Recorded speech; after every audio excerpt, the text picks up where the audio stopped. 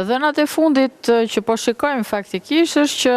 nuk ka viktima në bazën amerikane, po për mendimin tim